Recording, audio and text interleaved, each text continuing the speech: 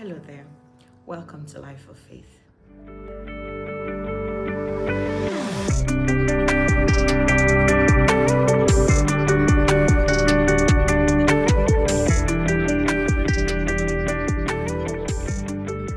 Hello there. I'm Faith, and welcome to Life of Faith.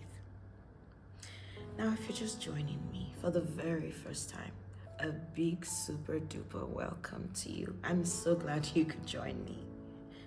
We've started a new series titled The Witness, and we're currently on season 1, episode 2 of the series. Now, if you haven't watched the previous episode, please take a moment, pause this video, and go back and watch it. It'll bless you so much. Have you done that? Well, thank you for doing that. Now let's proceed with today's episode. Like I said in the very first video in the intro of Life of Faith, stories are a very pivotal part of life, and every life lived is a story. And today we're going to be sharing a remarkable story of a remarkable, amazing woman. She was a mother, a wife, and an example. And I want to take out the time to honor her story. But above all, I think above everything that I could ever do or say about her, I would say she was a witness for Jesus Christ. And I think that's the most important aspect of any believer's life. Her name is Eunice Olawale Mojisola, wife to an associate pastor of the Redeemed Christian Church of God. Now, as brief as her story is going to be shared today, I want you to know that she lived an extensive life. She lived a life for Christ. She was a deaconess. She was prayerful. And above all, she had the zeal and the passion for Jesus Christ. And this zeal was interpreted by her daily evangelistic moves. Yes, you heard that right. During the early hours of the morning, she would take her Bible, her phone, and her speaker. She would walk into the streets and proclaim the glorious gospel of Jesus Christ. At about 4 in the morning, 5 in the morning, she would do this as regularly as she could. Now, I want you to know that she lived at the time in the city of Abuja, the Federal Capital Territory of Nigeria, in a region known as Kubwa, which is known for its mass population, enriched with different cultures and, different religious beliefs. But she had a goal, and she knew that the glorious gospel of Jesus was to be shared. The book of Acts chapter 1 and verse 8, Jesus gave the great commission that we would be witnesses of him throughout all the earth. Now, I want you to know that she took out the time to do this. And every morning, without fail, as much as was within her power and her might, she would take out her speakerphone, her Bible in hand, and her mobile phone, and she would walk the streets preaching the gospel just before dawn to everyone who could hear her. She was the woman who preached in the morning. To some, it irritated them. She was just an irritant to some. To others, they admired her courage and her tenacity. But neither aspect affected or influenced her choice to do so.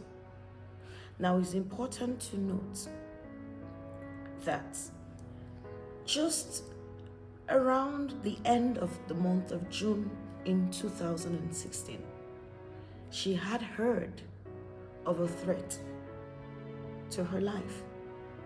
This she shared with her husband at the time. He, being the pastor of the church, encouraged her to lay low for a little while and to sit it out. She took his advice. However, she couldn't, just like Paul, she couldn't but share the glorious gospel with everyone. She just couldn't keep quiet. And so eventually, she decided she was going to go back to the streets and continue to preach the gospel. However, on the 9th of July, the story was going to take a different turn. She stepped out as usual, Bible in hand, her speakerphone, and her mobile phone. Early hours of the morning just before dawn, and she began to preach the gospel. But on this very day, the 9th of July 2016, she was met with an untimely death. She was brutally murdered in the streets, not too far from her home. She was slaughtered by unknown men. Neighbors around mentioned that they heard a bit of a ruffle, but didn't really understand because it was quite early in the morning, around 6 a.m. and 5 a.m. But they couldn't really put words together as to what was going on. They remember hearing her say the blood of Jesus, and they remember hearing some scuffle, and that was it. But later in the day, as the dawn broke, her body was found. Bible by her side, her mobile phone, and her speakerphone. Sadly, she had been slaughtered with a machete by unknown men. Her body was later identified by her family, and she was laid to rest. I need you to understand that howbeit her story may seem tragic, but just like Apostle Paul said, to live is Christ and to die is gain. You see, the believer is not without challenges, but the believer has always won. You see, once you are a believer in Jesus Christ, once Jesus is the Lord of your life and you've received this gift of reconciliation with the Father, to live is Christ and to die is gain. I do not say this so that you go ahead and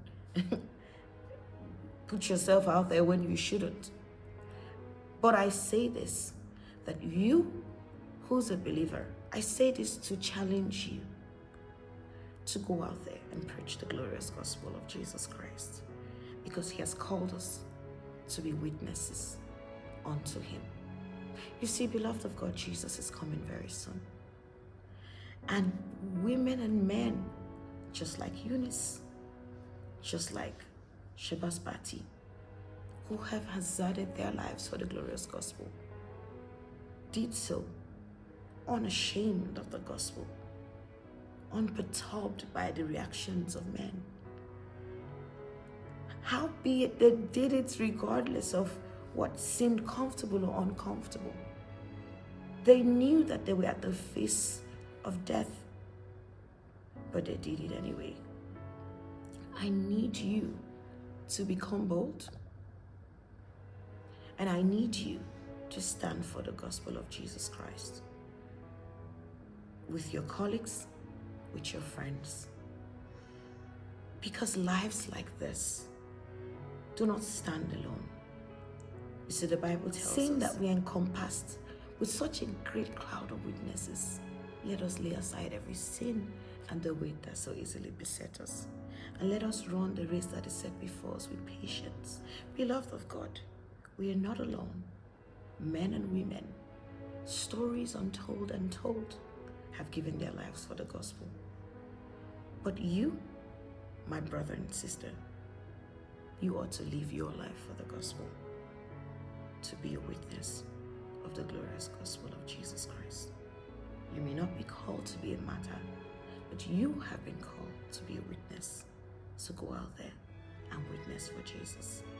And if Jesus is not the Lord of your life, I challenge you today. Ask him to be the Lord of your life, and he will change you forever. I love you. Jesus loves you. God bless you. Have yourself